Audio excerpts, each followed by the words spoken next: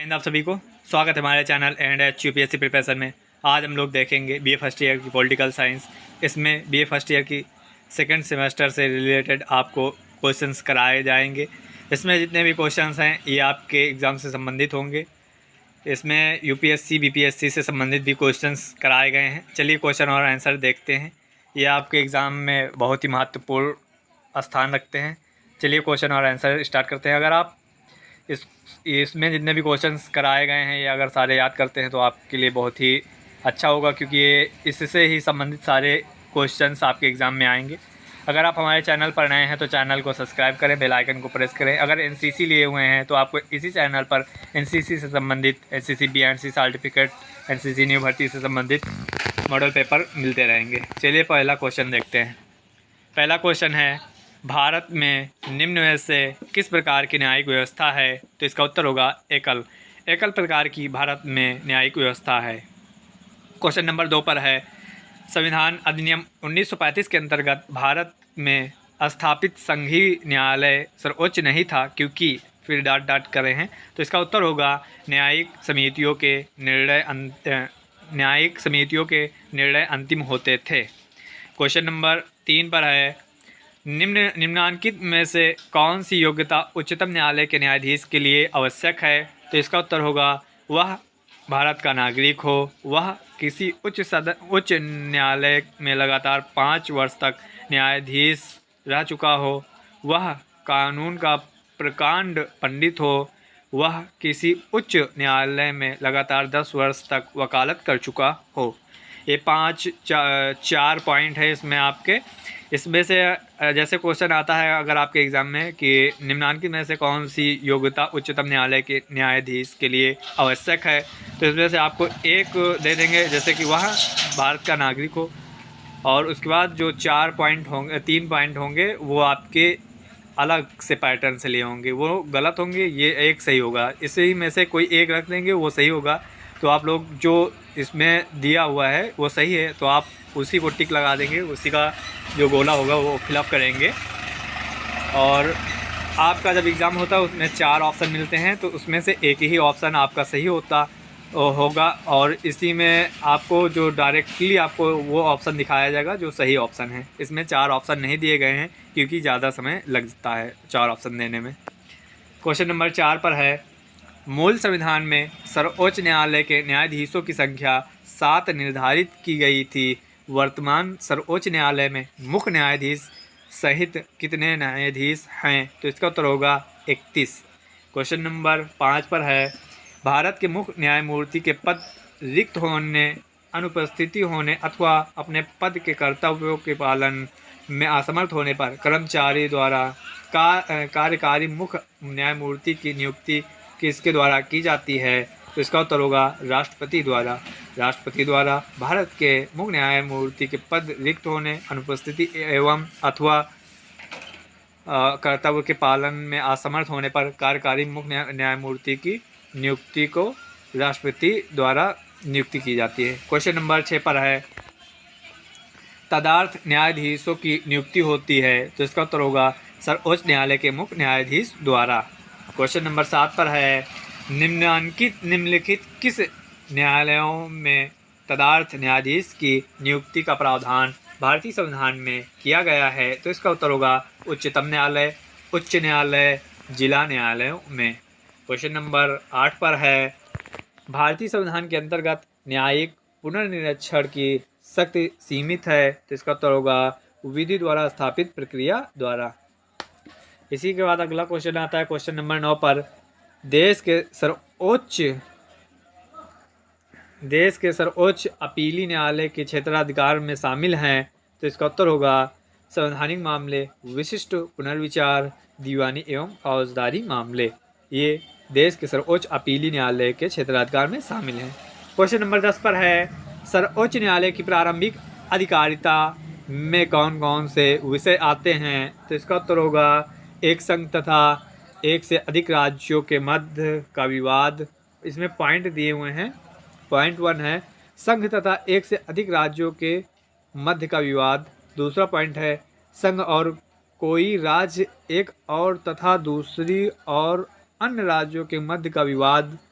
फिर तीसरे पर है 2 या 2 से अधिक राज्यों के मध्य विवाद। ये आपको इसमें 3 पॉइंट दिए गए हैं जो कि इस क्वेश्चन का आंसर है बिल्कुल सही। तो जब एग्ज़ाम होगा आपको बताया ही है कि 4 ऑप्शन होंगे, उसमें से एक सही होगा। ये जो इसमें दिया गया है, अगर ये क्वेश्चन आता है तो आपका एक पॉइंट इसमें से आपके एग्ज़ाम में दिए होंगे, वो आपका सही होगा, उसी को चुनना है आपको। क्वेश्चन नंबर 11 पर है, निम्नलिखित किस प्रकार के विवाद का समाधान का सर्वोच्च न्यायालय के क्षेत्राधिकार में नहीं आता? तो इसका उत्तर होगा राजनीति। क्वेश्चन नंबर 12 पर है, उच्चतम न्यायालय के कार्य क्षेत्र में वृद्धि हो सकती है? तो इसका उत्तर होगा संसद द्वारा। संसद द्वारा उच्चतम न्यायालय के कार्य क्षेत्र में वृद्धि हो सकती है। क्वेश्चन नंबर 13 पर है, भारतीय सर्वोच्च न्यायालय ने संविधान के बुनियादी ढांचे का सिद्धांत प्रतिपादित किया है? तो इसका उत्तर होगा 1973 में केशवानंद भारती के मामले में। क्वेश्चन नंबर 14 पर है, सर्वोच्च न्यायालय एक अभिलेख न्यायालय है जिसका अर्थ है? तो इसका उत्तर होगा किसी व्यक्ति को विधि अवमानना के लिए दंड देने की शक्ति। क्वेश्चन नंबर 15 पर है, राष्ट्रपति की न्यायपालिका द्वारा परामर्श देने का प्रावधान भारतीय संविधान में किस देश से लिया गया है? तो इसका उत्तर होगा कनाडा। कनाडा से राष्ट्रपति की न्यायपालिका द्वारा परामर्श देने का प्रावधान भारतीय संविधान में लिया गया है। क्वेश्चन नंबर 16 पर है, भारत में किस अभिलेख न्यायालय माना जाता है? भारत में किसे अभिलेख न्यायालय माना जाता है? तो इसका उत्तर होगा उच्च न्यायालयों एवं उच्चतम न्यायालयों को। क्वेश्चन नंबर 17 पर है, उच्चतम न्यायालय मामलों की सुनवाई नई दिल्ली में करता है परंतु अन्य स्थानों पर भी सुनवाई कर सकता है? तो इसका उत्तर होगा राष्ट्रपति के अनुमोदन से। क्वेश्चन नंबर 18 पर है, देश के किसी भी न्यायालय में चल रहे विवाद को अन्यत्र भेजने का अधिकार किसके पास है? तो इसका उत्तर होगा सर्वोच्च न्यायालय। सर्वोच्च न्यायालय के पास देश के किसी भी न्यायालय में चल रहे विवाद को अन्यत्र भेजने का अधिकार है।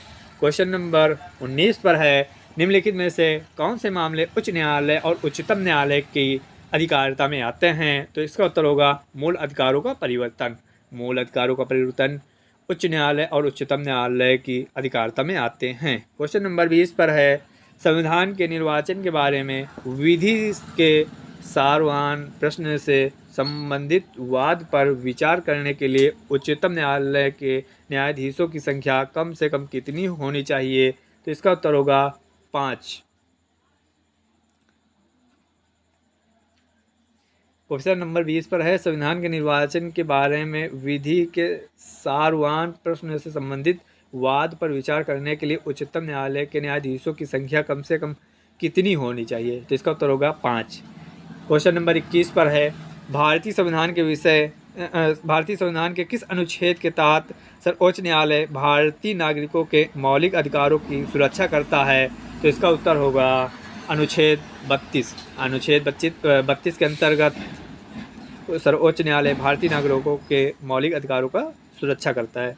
क्वेश्चन नंबर 22 पर है, संविधान की व्यवस्था करने का अंतिम अधिकार किसे है? तो इसका उत्तर होगा सर्वोच्च न्यायालय को। इसी के बाद अगला क्वेश्चन आता है क्वेश्चन नंबर 23 पर, सर्वोच्च न्यायालय में न्यायाधीश नियुक्त होने के लिए व्यक्ति को कम से कम कितने वर्ष उच्च न्यायालय का एडवोकेट होना चाहिए? तो इसका उत्तर होगा 10 वर्ष। सर्वोच्च न्यायालय के न्यायाधीश नियुक्ति के लिए व्यक्ति को कम से कम 10 वर्ष उच्च न्यायालय का एडवोकेट होना चाहिए। क्वेश्चन नंबर 24 पर है, वर्तमान में भारत के सर्वोच्च न्यायालयों की संख्या कितनी है? तो इसका उत्तर होगा 24। वर्तमान में भारत में सर्वोच्च न्यायालयों की संख्या 24 है। क्वेश्चन नंबर 25 पर है, एक उच्च न्यायालय का न्यायाधीश अपना त्यागपत्र संबोधित करता है? तो इसका उत्तर होगा राष्ट्रपति को। उच्च न्यायालय का न्यायाधीश अपना त्यागपत्र राष्ट्रपति को संबोधित करता है। क्वेश्चन नंबर 26 पर है, उच्च न्यायालय के न्यायाधीशों के वेतन और भत्ते दिए जाते हैं? तो इसका उत्तर होगा राज्य की समेकित निधि से। क्वेश्चन नंबर 27 पर है, उच्च न्यायालय के न्यायमूर्ति की सेवानिवृत्ति की आयु है? तो इसका उत्तर होगा 62 वर्ष। क्वेश्चन नंबर 28 पर है, निम्नलिखित उच्च न्यायालयों में से कौन से एक से अधिक राज्य केंद्र शासित प्रदेश के लिए हैं? तो इसका उत्तर होगा मुंबई। क्वेश्चन नंबर 29 पर है, उच्च न्यायालयों में से किस उच्च न्यायालय की सबसे अधिक बेंच हैं? तो इसका उत्तर होगा गुवाहाटी उच्च न्यायालय। क्वेश्चन नंबर 30 पर है, निम्न में से कौन सा राज्य के उच्च न्यायालय का मुख्य क्षेत्राधिकार नहीं है? तो इसका उत्तर होगा निरीक्षण का क्षेत्राधिकार।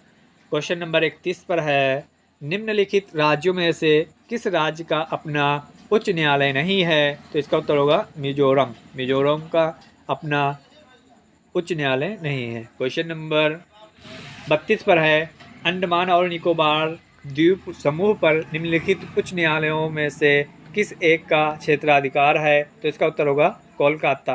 क्वेश्चन नंबर 33 पर है, उच्च न्यायालय की परमादेश जारी करने की शक्ति के अंतर्गत आते हैं? तो इसका उत्तर होगा संवैधानिक अधिकार। क्वेश्चन नंबर 34 पर है, भारत में न्यायिक सक्रियता संबंधित है? तो इसका उत्तर होगा जनहित याचिका से।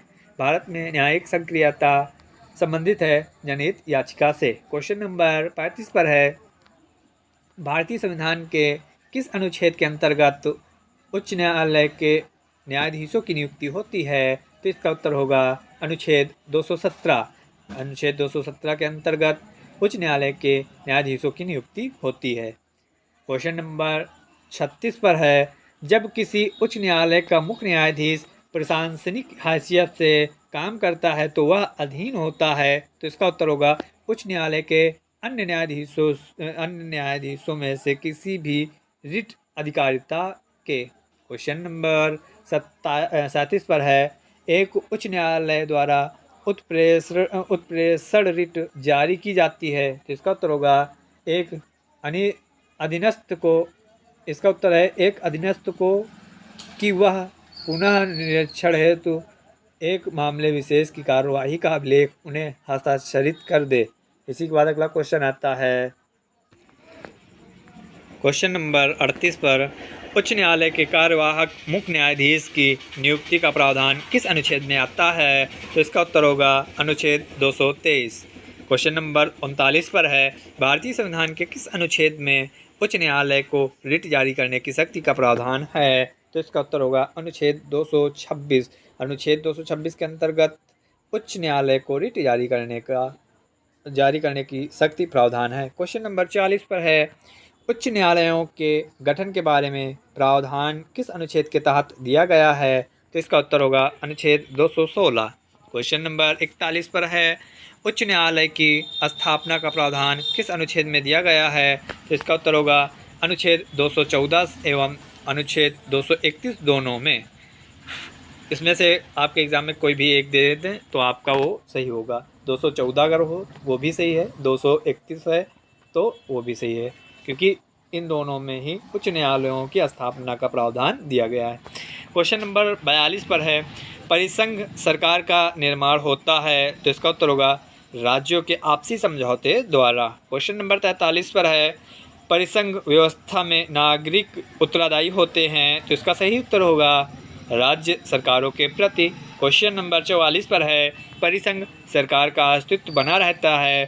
तो इसका उत्तर होगा राज्य सरकारों की इच्छा पर्याप्त है। परिसंघ सरकार का अस्तित्व बना रहता है। क्वेश्चन नंबर 44 पर परिसंघ सरकार का अस्तित्व बना रहता है? तो इसका उत्तर है सरकार राज्यों की इच्छा पर्यंत पर। क्वेश्चन नंबर 45 पर है, संघात्मक शासन व्यवस्था में सत्ता का स्रोत होता है? तो इसका उत्तर होगा संविधान। संघात्मक शासन व्यवस्था में सत्ता का स्रोत संविधान होता है। क्वेश्चन नंबर 46 पर है, अमेरिकी संघ के बारे में क्या गलत है? तो इसका उत्तर होगा केंद्र एवं राज्यों के बीच स्पष्ट लिखित शक्ति विभाजन है। क्वेश्चन नंबर 47 पर है, संघात्मक शासन व्यवस्था का मौलिक लक्षण है? तो इसका उत्तर होगा शक्ति विभाजन। संघात्मक शासन व्यवस्था का मौलिक लक्षण शक्ति विभाजन है। क्वेश्चन नंबर 48 पर है, संघ व्यवस्था के बारे में क्या सही है? तो इसका उत्तर होगा हर संघात्मक संविधान द्वारा स्थापित सरकार भी संघात्मक होगी या आवश्यक नहीं है। क्वेश्चन नंबर 49 पर है, भारतीय संघ को सहकारी संवाद के नाम से किस से संबोधित किया? तो इसका उत्तर होगा भारतीय संघ को सहकारी संवाद के नाम से किसने संबोधित किया? तो इसका उत्तर होगा ग्रेनविल ऑस्टिन। ग्रेनविल ऑस्टिन ने भारतीय संघ को सहकारी संघवाद के नाम से संबोधित किया था। क्वेश्चन नंबर 50 पर है, भारतीय संघ को अर्ध संघ का नाम किसने दिया? तो इसका उत्तर होगा केसी व्हेलर। केसी व्हेलर ने भारतीय संघ को अर्ध संघ का नाम दिया। क्वेश्चन नंबर 51 पर है, संघात्मक शासन का निम्न में कौन सा लक्षण नहीं है? तो इसका उत्तर होगा एकल नागरिकता। एकल नागरिकता संघात्मक शासन का लक्षण नहीं है। क्वेश्चन नंबर 52 पर है, संघात्मक शासन व्यवस्था में नागरिकता के बारे में क्या सत्य है? तो इसका उत्तर होगा दोहरी नागरिकता। क्वेश्चन नंबर 53 पर है, भारतीय संघ व्यवस्था को सौदेबाजी संघवाद किसने कहा? तो इसका उत्तर होगा मॉरिन जोन्स। मॉरिन जोन्स ने भारतीय संघ व्यवस्था को सौदेबाजी संघवाद कहा। क्वेश्चन नंबर 54 पर है, आधुनिक संघीय व्यवस्थाओं के बारे में क्या सही है? तो इसका उत्तर होगा केंद्रीय सरकार शक्तिशाली होती जा रही है। क्वेश्चन नंबर 57, यहाँ पर जो आपका 55 और 56 है ये इसके बाद है, क्योंकि जब इसका सीरियल चल रहा था तो अलग हट गया था, उसमें नहीं आ पाया। क्वेश्चन नंबर ये कौन था? 54 और 55 56 अभी आपको पढ़ाया जाएगा इसी में। 57 पर है, क्वेश्चन नंबर 57 पर है, निम्न देशों में कौन संघी नहीं है? तो इसका उत्तर होगा ब्रिटेन। ब्रिटेन देश संघी नहीं है। क्वेश्चन नंबर 58 पर है, एक संघीय व्यवस्था का आधार है? तो इसका उत्तर होगा विभिन्नता में एकता। ये आपकी PDF है जो ग्रुप पर पड़ी हुई थी, तो ये PDF में दिए हुए हैं क्वेश्चन पर। ये UP PCS में पूछा गया, जो मेंस का एग्ज़ाम 2015 में हुआ, तो इसमें पूछे थे निम्नलिखित में से कौन सी भारतीय संविधान की विशेषता नहीं है? तो इसका उत्तर होगा ऑप्शन बी आध्यात्मक सरकार। अध्यात्मक सरकार है ऑप्शन बी आध्यात्मक सरकार। UP PCS मेंस में पूछा गया था 2015 में। इसी के बाद अगला क्वेश्चन आता है 59 और 60। क्वेश्चन नंबर 59 पर है, संघ शब्द की उत्पत्ति कहाँ से हुई? तो इसका उत्तर होगा लैटिन फोएडस से। क्वेश्चन नंबर 60 पर है, संघात्मक शासन व्यवस्था में राष्ट्रीय महत्व का विषय होता है? तो इसका उत्तर होगा केंद्र के पास। संघात्मक शासन व्यवस्था में राष्ट्रीय महत्व का विषय केंद्र के पास होता है। क्वेश्चन नंबर 61 पर है, संघीय शासन में किस प्रकार का संविधान होता है? तो इसका उत्तर होगा कठोर।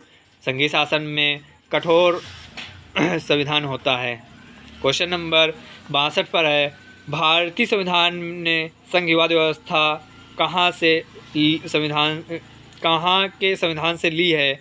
भारतीय संविधान ने संघवादी व्यवस्था कहाँ के संविधान से ली है? तो इसका उत्तर होगा कनाडा।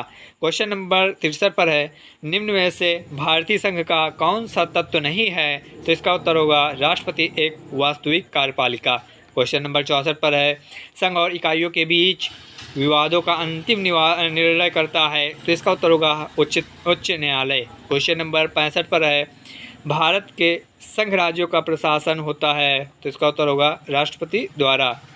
क्वेश्चन नंबर 66 पर है, अनुच्छेद 153 के अनुसार डॉट किए हुए हैं, तो इसके आगे का आपको लिखना होता है, तो उसमें पॉइंट आपको दिए होंगे, 4 पॉइंट होंगे, उसी में से एक पॉइंट जो इसके आगे का होगा आपके एग्ज़ाम में। तो इसका उत्तर है प्रत्येक राज्य के लिए एक राज्यपाल होगा। अनुच्छेद 153 के अनुसार प्रत्येक राज्य के लिए एक राज्यपाल होगा। ये आपकी पूरा एक पैराग्राफ बनेगा।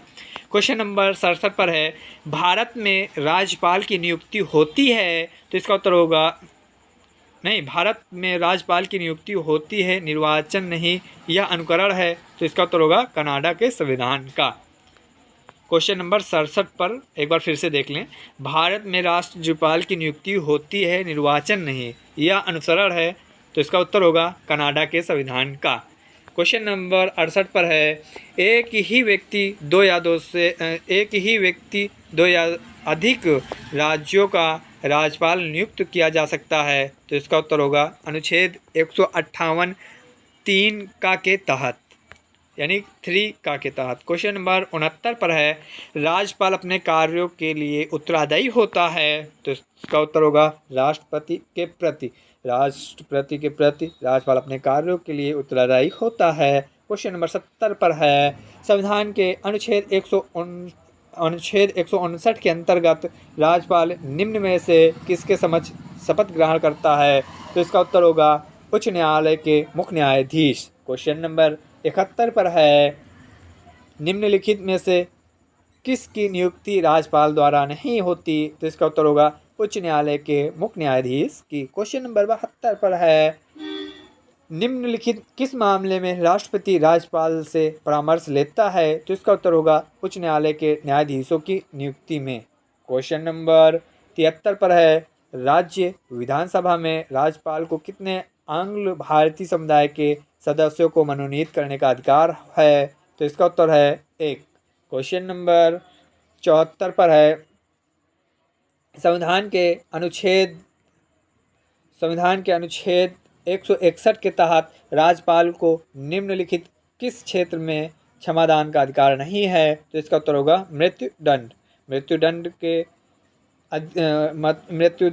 क्षेत्र में क्षमादान का अधिकार संविधान के अनुच्छेद 161 के तहत राज्यपाल को नहीं है। क्वेश्चन नंबर 75 पर है, मुख्यमंत्री पद पर नियुक्ति होने के लिए आवश्यक है? तो इसका उत्तर होगा पॉइंट 1 पर है, वह 25 वर्ष की आयु का हो। पॉइंट 2 है, वह विधानसभा का सदस्य हो। पॉइंट 3 पर, वह भारत का नागरिक हो। ये योग्यता उसके पास होनी चाहिए। वह 25 वर्ष की आयु हो, वह विधानसभा का सदस्य हो, वह भारत का नागरिक हो, तभी वो मुख्यमंत्री पद के नियुक्ति के लिए मान्य योग्य होगा। क्वेश्चन नंबर 76 पर है, किसी विषय पर यदि मंत्रिपरिषद में पर्याप्त विचार नहीं हुआ है तो राज्यपाल उस विषय को डांट किए हैं। तो इसका उत्तर होगा पुनर्विचार हेतु मुख्यमंत्री से कह सकता है। क्वेश्चन नंबर 77 पर है, निम्नलिखित में से कौन राज्यपाल की नियुक्ति करता है? तो इसका उत्तर होगा भारत के राष्ट्रपति राज्यपाल की नियुक्ति करता है। क्वेश्चन नंबर 78 पर है, जम्मू एवं कश्मीर के राज्यपाल की नियुक्ति कौन करता है? तो इसका उत्तर होगा भारत का राष्ट्रपति। क्वेश्चन नंबर 79 पर है, भारतीय संविधान के अनुच्छेदों में से किसी एक के अधीन राज्यपाल राष्ट्रपति के विचार के लिए किसी विधेयक को आरक्षित कर रख सकता है? तो इसका उत्तर होगा अनुच्छेद 200 के अंतर्गत। क्वेश्चन नंबर 80 पर है, राज्यपाल किसके प्रति उत्तरदायी होता है? तो इसका उत्तर होगा राष्ट्रपति। क्वेश्चन नंबर 81 पर है, राज्य मंत्रिपरिषद के प्रधान को कहा जाता है? तो इसका उत्तर होगा मुख्यमंत्री। राज्य मंत्रिपरिषद के प्रधान को मुख्यमंत्री कहा जाता है। क्वेश्चन नंबर 82 पर है, संविधान के किस अनुच्छेद के तहत मुख्यमंत्री की नियुक्ति राज्यपाल करता है? तो इसका उत्तर होगा अनुच्छेद 164 के तहत। क्वेश्चन नंबर 83 पर है, मुख्यमंत्री की नियुक्ति के संबंध में वह कौन सी परिस्थितियां हैं जब राज्यपाल अपने विवेक का प्रयोग करता है? तो इसका उत्तर होगा जब विधानसभा के बहुमत दल का कोई सर्वमान्य नेता ना हो। क्वेश्चन नंबर 84 पर है, यदि मुख्यमंत्री विधानसभा का सदस्य नहीं है तो कितने दिन के भीतर विधानसभा की सदस्यता प्राप्त करना आवश्यक है? तो इसका उत्तर होगा 6 माह। इसी के बाद अगला क्वेश्चन आता है क्वेश्चन नंबर 85 पर, संविधान के किस अनुच्छेद के तहत मुख्यमंत्री का यह कर्तव्य है कि वह राज्य के प्रशासन संबंधी और विधान विषयक मंत्रिपरिषद के सभी निर्णय राज्यपाल को सूचित करे? तो इसका उत्तर होगा अनुच्छेद 167 के तहत। क्वेश्चन नंबर 86 पर है, राज्यपाल को सहायता और सलाह देने के लिए मंत्रिपरिषद का प्रावधान किस अनुच्छेद में किया गया है? तो इसका उत्तर होगा अनुच्छेद 163 में। क्वेश्चन नंबर 87 पर है, राज्य मंत्रिपरिषद में कौन कौन शामिल होते हैं? तो इसका उत्तर होगा मुख्यमंत्री सहित अन्य मंत्रीगण। क्वेश्चन नंबर 88 पर है, राज्य मंत्रिपरिषद में मंत्रियों की कौन सी श्रेणियां हैं? तो इसका उत्तर होगा कैबिनेट मंत्री, राज्य मंत्री, उपमंत्री। क्वेश्चन नंबर 89 पर है, मंत्रिपरिषद सामूहिक रूप से किसके प्रति उत्तरदायी होती है? तो इसका उत्तर होगा विधानसभा। क्वेश्चन नंबर 90 पर है, राज्य के विधान परिषद के सृजन हेतु संविधान के किस अनुच्छेद में वर्णित प्रक्रिया को अपनाया जाता है? तो इसका उत्तर होगा अनुच्छेद 169। क्वेश्चन नंबर 91 पर है, विधान परिषद किसी साधारण विधेयक को निम्नलिखित में से किस अवधि तक रोक सकती है? तो इसका उत्तर होगा 4 माह। 4 माह तक विधान परिषद किसी साधारण विधेयक को रोक सकती है। क्वेश्चन नंबर 92 पर है, आपातकाल में किसी राज्य विधानसभा की अवधि बढ़ाई जा सकती है? तो इसका उत्तर होगा संसद द्वारा। क्वेश्चन नंबर 93 पर है, भारत में राज्य विधान पालिकाओं का उच्च सदन कौन सा है? तो इसका उत्तर होगा विधान पालिका परिषद। विधान पालिका परिषद भारत में राज्य विधान पालिकाओं का उच्च सदन होता है। क्वेश्चन नंबर 94 पर है, भारत के निम्नलिखित राज्यों में से किस में अब तक विधान परिषद नहीं है? यद्यपि संविधान यानी कि सप्तम संशोधन संविधान अधिनियम 1956 में उसके लिए उपबंध हैं। तो इसका उत्तर होगा बिहार। क्वेश्चन नंबर 95 पर है, उत्तर प्रदेश की विधान परिषद में राज्यपाल द्वारा कितने सदस्यों को मनोनीत किया जाता है? तो इसका उत्तर होगा कुल सदस्यों का 1/6। क्वेश्चन नंबर 96 पर है, राज्य की संचित निधि का संचालन किया जाता है? तो इसका उत्तर होगा राज्य के विधानमंडल द्वारा। क्वेश्चन नंबर 97 पर है, भारत के किस राज्य में सर्वप्रथम महिला मुख्यमंत्री हुई थी? तो इसका उत्तर होगा उत्तर प्रदेश। भारत के जो प्रथम राज्य था वो था उत्तर प्रदेश, जहां सर्वप्रथम महिला मुख्यमंत्री बनी। क्वेश्चन नंबर 98 पर है, विधानसभा के सदस्य के लिए न्यूनतम आयु क्या निहित की गई है? तो इसका उत्तर होगा 25 वर्ष। विधानसभा के सदस्य के लिए न्यूनतम आयु 25 वर्ष है। क्वेश्चन नंबर 99 पर है, राज्य विधानसभा में कोई भी धन विधेयक पुनः स्थापित नहीं किया जा सकता बगैर डाट दिए हैं। तो इसके आगे का जो लाइन होता है वो है इस उत्तर इसका पूछते हैं, ये डाट करके आपका एग्ज़ाम में क्वेश्चन ही बन के आएगा। तो इसमें जब उत्तर होगा तो इसका उत्तर यह है, राज्य के राज्यपाल की संस्तुति के।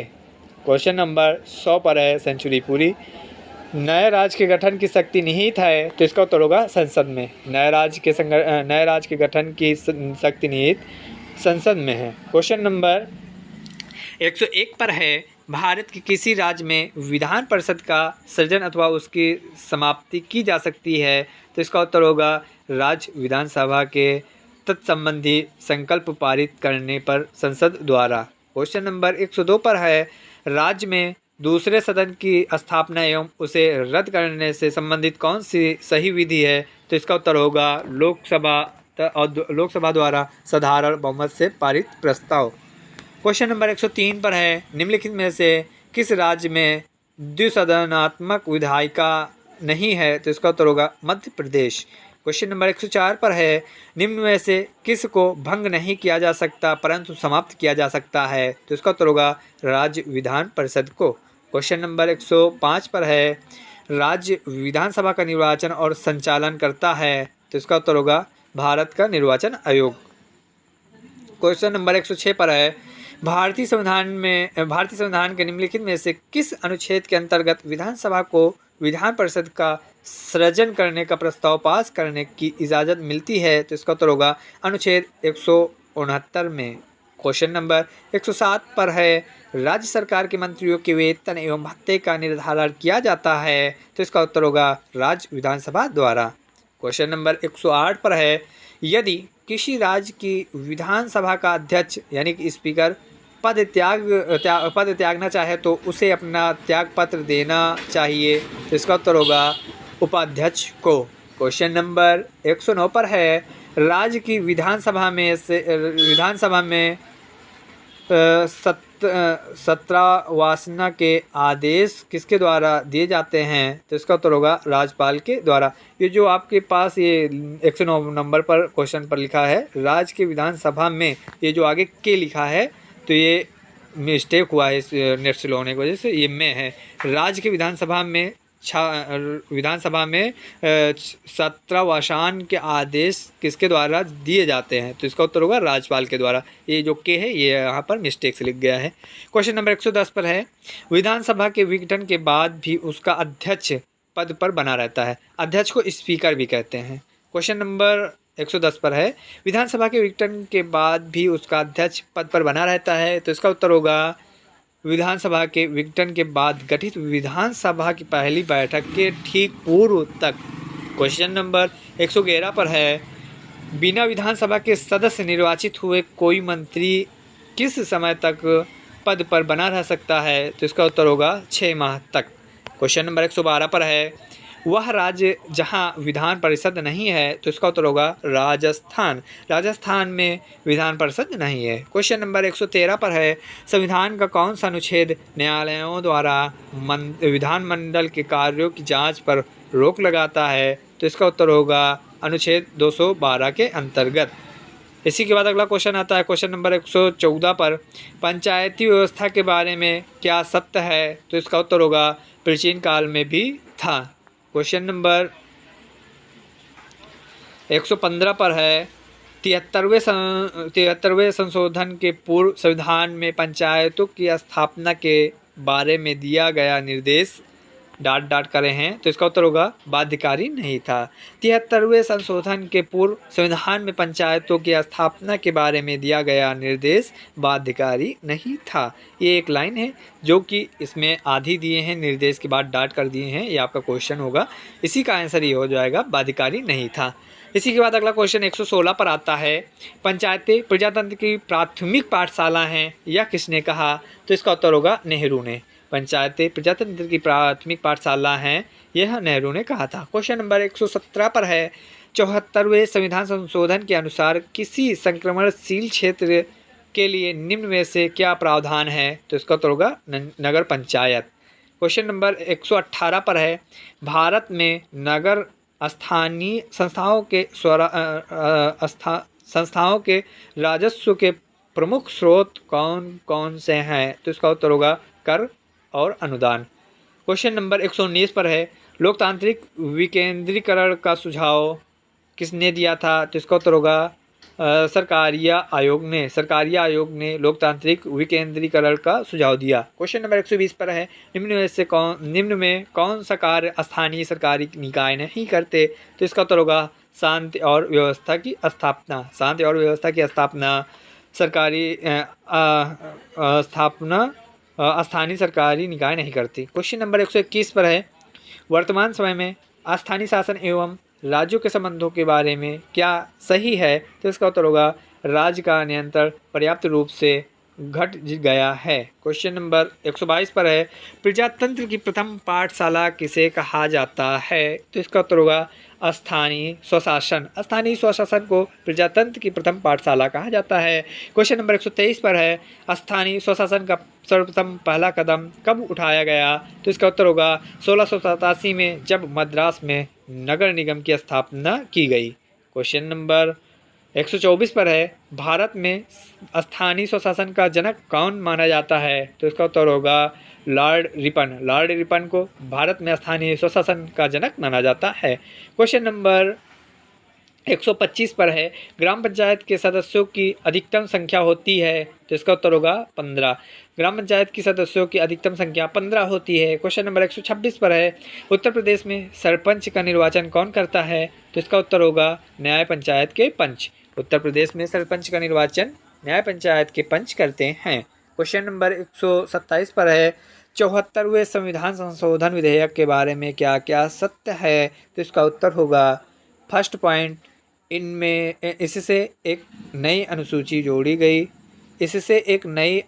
जोड़ी गई। First point. दूसरा पॉइंट है, इसमें नगर पालिकाओं के कार्यपालन को पुनर्गठित किया गया।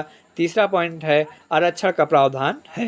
क्वेश्चन नंबर 128 पर है, 74वें संविधान संशोधन विधेयक का संबंध है, तो इसका उत्तर होगा नगर स्थानीय शासन से। क्वेश्चन नंबर 129 पर है, 74वें संविधान संशोधन के अंतर्गत संविधान में कौन सी अनुसूची जोड़ी गई, तो इसका उत्तर होगा 12वीं अनुसूची संविधान के 74वें संशोधन के अंतर्गत जोड़ी गई। क्वेश्चन नंबर 130 पर है, नगर निगम की स्थापना के लिए आवश्यक न्यूनतम जनसंख्या होनी चाहिए, तो इसका उत्तर होगा 10 लाख। क्वेश्चन नंबर 131 पर है, 74वें संविधान संशोधन द्वारा कुल कितने अनुच्छेद जोड़े गए? तो इसका उत्तर होगा 18। 74वें संविधान संशोधन द्वारा कुल 18 अनुच्छेद जोड़े गए। क्वेश्चन नंबर 132 पर है, नगर निगम के अध्यक्ष को कहते हैं? तो इसका उत्तर होगा मेयर। नगर निगम के अध्यक्ष को मेयर कहते हैं। क्वेश्चन नंबर 133 पर है, नगर क्षेत्र समितियों का सर्वाधिक प्रचलन है? तो इसका उत्तर होगा उत्तर प्रदेश में। नगर क्षेत्र समितियों का सर्वाधिक प्रचलन उत्तर प्रदेश में है। क्वेश्चन नंबर 134 पर है, नगर पंचायत की स्थापना का सुझाव किसने दिया है? तो इसका उत्तर होगा 74वें संविधान संशोधन विधेयक ने। क्वेश्चन नंबर 135 पर है, बलवंत राय मेहता की रिपोर्ट में किसकी सिफारिश की गई है? तो इसका उत्तर होगा त्रिस्तरीय शासन प्रणाली की बलवंत राय मेहता की रिपोर्ट में सिफारिश की गई। क्वेश्चन नंबर 136 पर है, सर्वप्रथम पंचायती व्यवस्था को लागू किया गया? तो इसका उत्तर होगा नागौर राजस्थान, जो कि राजस्थान में है। क्वेश्चन नंबर 137 पर है, नागौर में पंचायती व्यवस्था कब लागू की गई? नागौर राजस्थान में पड़ता है। क्वेश्चन नंबर 137 पर है, तो इसका उत्तर होगा 2 अक्टूबर 1959 में। 2 अक्टूबर 1959 में नागौर में पंचायती व्यवस्था लागू की गई। इसमें यूपीएससी एंड बीपीएससी में पूछे गए प्रश्न पॉलिटिकल साइंस से जो नीचे दिए गए प्रश्न हैं। चलिए देखते हैं। इसमें क्वेश्चंस आपके लिए है, इस क्वेश्चन का आप जवाब कमेंट बॉक्स में करें। इसमें पूछे हैं, सही जवाब देने वाले 3 लोगों को मिलेगा 1100 रुपये का इनाम। चलिए आप इसका आंसर दीजिए, आपको 1100 का इनाम मिलेगा। पहला इसमें दिए हैं क्या, सभी खाली जगह में एक ही शब्द आएगा। आप इसको पढ़िएगा और उसके बाद सोचिएगा इसमें क्या भरा जाएगा। एक सड़क पर बीच में खाली स्थान, बच्चे खेल रहे थे। वहाँ से एक फिर खाली स्थान, औरत निकली, उसके हाथ में खाली स्थान थी। फिर बीच में खाली स्थान, बच्चा उससे टकराया, उसकी सारी, फिर बीच में खाली स्थान, गिर गई। है हिम्मत तो जवाब दो। चलिए आप इसका जवाब दीजिए कमेंट बॉक्स में। आप लोगों के अंदर हिम्मत है, आप लोग बीए के छात्र हैं। इसी के बाद अगला क्वेश्चन देखते हैं, जो कि यूपीएससी, बीपीएससी और पीसीएस से संबंधित हैं। इसमें पूछा हुआ है, भारत के संविधान में सम्मिलित समवर्ती सूची किस देश की देन है? तो इसका उत्तर होगा ऑप्शन बी, ऑस्ट्रेलिया। भारत के संविधान में सम्मिलित समवर्ती सूची ऑस्ट्रेलिया की देन है। इसमें क्वेश्चन नंबर नहीं आएगा, ये ऐसे ही है। तो इसका अगला क्वेश्चन है, 42वें संविधान संशोधन अधिनियम 1976 द्वारा भारतीय संविधान की प्रस्तावना में समाजवादी, पथ निरपेक्ष और अखंडता शब्द जोड़े गए।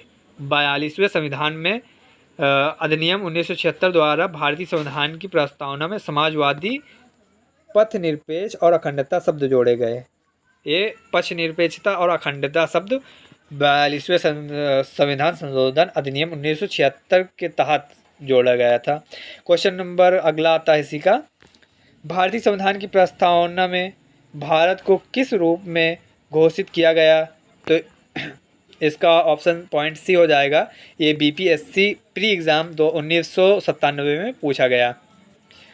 तो इसका उत्तर होगा एक सार्वभौम, समाजवादी, धर्मनिरपेक्ष, प्रजातांत्रिक, गणतंत्र।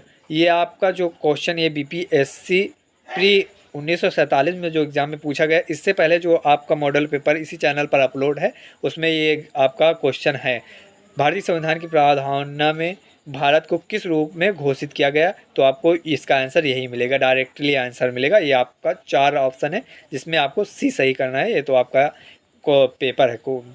इसी के बाद अगला क्वेश्चन आता है, इसमें मूल कर्तव्य अनुच्छेद 51 का, यानी कि मूलतः अंगीकृत संविधान के भाग नहीं थे, इन्हें 42वें संविधान संशोधन 1976 द्वारा सम्मिलित किया गया। ये मूल कर्तव्य पूर्व सोवियत संघ के संविधान से लिए गए हैं। इसी के बाद अगला क्वेश्चन में है, पूछ रहा है, राज्यसभा के गठन में प्रतिभा, अनुभव एवं सेवा को प्रतिनिधित्व देने में भारतीय संविधान निर्माता निम्नलिखित उदाहरण में से निम्नांकित उदाहरण से प्रभावित हुए थे? ये यूपीपीसीएस प्री 1998 में पूछा गया था। तो इसका ऑप्शन होगा आयरिश गणतंत्र। इसी के बाद अगला क्वेश्चन आता है, भारतीय संविधान में अन्य देशों के संविधानों से कुछ विशिष्टताओं को लिया गया है। किस देश का राज्य के नीति निर्देशक तत्व के निर्माण में योगदान है? तो इसका उत्तर होगा ऑप्शन बी आयरलैंड। यह यूपीपी लोअर सब इंस्पेक्टर यानी कि प्री एग्ज़ाम 2004 में पूछा गया। क्वेश्चन नंबर अगला है, इसमें भारत के संविधान में उद्देशिका का विचार लिया गया है। तो इसका उत्तर होगा ऑप्शन डी यूएसए के संविधान से। ये यूपीपीसीएस प्री एग्ज़ाम 2015 में पूछा गया। क्वेश्चन नंबर अगला है, भारतीय संविधान में राज्य के नीति निर्देशक तत्वों की संकल्पना किस देश के संविधान पर आधारित है? तो इसका उत्तर होगा ऑप्शन बी आयरलैंड। ये यूपीपीसीएस प्री 1998 में पूछा गया। क्वेश्चन नंबर अगला है, इसी में भारतीय संघवाद किस देश की पद्धति पर आधारित है? तो इसका उत्तर होगा ऑप्शन बी कनाडा। यह यूपीपीसीएस मेन 2000 अगला देखिए नहीं पड़ रहा इसमें। चलिए अगला देखते हैं, भारतीय राजनीतिक व्यवस्था में इनमें से कौन सर्वोच्च है? तो इसका उत्तर होगा ऑप्शन बी संविधान। यह बीपीएससी प्री 2001 में पूछा गया, यूपीपीसीएस मेंस में 2013 में पूछा गया यह क्वेश्चन। इसी के बाद अगला क्वेश्चन आता है, भारत में न्यायिक पुनर्निर्माण की संकल्पना निम्नलिखित किसके संविधान से ली गई है? तो इसका उत्तर होगा ऑप्शन बी संयुक्त राज्य अमेरिका। यह यूपीपीसीएस प्री 1998 में पूछा गया क्वेश्चन है। क्वेश्चन नंबर ये जो आपका 55 और 56 छूट गया था बीच में, ये आ गया। एकात्मक परिसंघात्मक एवं संघात्मक शासन व्यवस्था के आधारभूत विभेद लक्षण हैं। तो इसका उत्तर होगा अधीनता का सिद्धांत। इसी के बाद अगला क्वेश्चन 56 पर है, संघात्मक व्यवस्था का निर्माण सामान्यतः होता है। तो इसका उत्तर होगा लिखित समझौते द्वारा। ये जो आपका बीच में 56 और 55 क्वेश्चन छूट गया था। क्वेश्चन इसमें अगला है इसी का, यूपीपीसीएस और यूपीपीसीएस सीआईसी और प्री दोनों में पूछा गया था। किसने कहा था भारत अर्ध संघात्मक राज्य है? तो इसका उत्तर होगा ऑप्शन डी केसी वेयर ने। ये आपका इसी मॉडल पेपर में क्वेश्चन है। क्वेश्चन नंबर अगला है, इसी में भारतीय संघवाद को सहकारी संघवाद किसने कहा है? ये देखिएगा, ये पीसीएस में पूछा गया था, छत्तीसगढ़ पीसीएस में पूछा गया 2008 में। तो इसका उत्तर होगा ऑप्शन ए जी ऑस्टिन। ये अभी इसी मॉडल पेपर में आपको क्वेश्चन कराया गया है। आप बहुत ही अच्छे से इस मॉडल पेपर को याद करें, अच्छे से देखें, क्योंकि इसमें यूपीएससी बीपीएससी अगर आप कभी लाइफ में एग्ज़ाम देते हैं तो अगर आप अच्छे से पढ़ेंगे तो आपका बहुत ही सहायता होगा यूपीएससी और बीपीएससी में चयन होने में। इसी के बाद अगला क्वेश्चन आता है, क्वेश्चन नंबर अगला है, मौलिक अधिकार क्या है? तो इसका उत्तर होगा ऑप्शन ए वाद योग्य। ये एमपीपीसीएस में पूछा गया है 2013 में। क्वेश्चन नंबर अगला है, भारतीय संविधान में सामाजिक आर्थिक एजेंडे को साकारित करने के लिए वाद योग और अवाद योग दोनों तरह की व्यवस्थाएं समाहित हैं, जिसमें मौलिक अधिकार वाद योग है और नीति निर्देशक तत्व अवाद योग हैं। इसी के बाद अगला क्वेश्चन आता है, क्वेश्चन पर संविधान के किस अनुच्छेद में कानून का समान संरक्षण प्रावधानित है? तो इसका उत्तर होगा ऑप्शन सी अनुच्छेद 14 में। यह छत्तीसगढ़ पीसीएस 2018 में पूछा गया क्वेश्चन है। क्वेश्चन नंबर अगला है, भारतीय संविधान में समानता का अधिकार 5 अनुच्छेदों द्वारा प्रदान किया गया है। ये हैं ऑप्शन सी, इसका सही आंसर होगा अनुच्छेद 14 से अनुच्छेद 18 तक। ये आईएएस प्री 2002 में पूछा गया, यूपी और सब इंस्पेक्टर प्री 2015 में पूछा गया, यूपी आरओ प्री 2014 में पूछा गया क्वेश्चन है। जिसका आईएएस में ये एग्ज़ाम आया होगा, पता होगा, उसका 1 नंबर बन गया होगा। चलिए आज के लिए इतना ही, मिलते हैं अगले नेक्स्ट वीडियो में। तब तक के लिए आप सभी को जय हिंद। चलिए मिलते हैं। अगर आप एनसीसी लिए हैं तो एनसीसी BNC सर्टिफिकेट का मॉडल पेपर इसी चैनल पर आपको मिलते रहेंगे, इसी पर लाइव क्लासें चलती रहेंगी। चलिए मिलते हैं अगले नेक्स्ट वीडियो में। आप लोग अगर चैनल को सब्सक्राइब ना किए हो तो चैनल को सब्सक्राइब कर लें, बेल आइकन को प्रेस कर दें और हाँ, लाइक कमेंट करना ना भूलें। जय हिंद।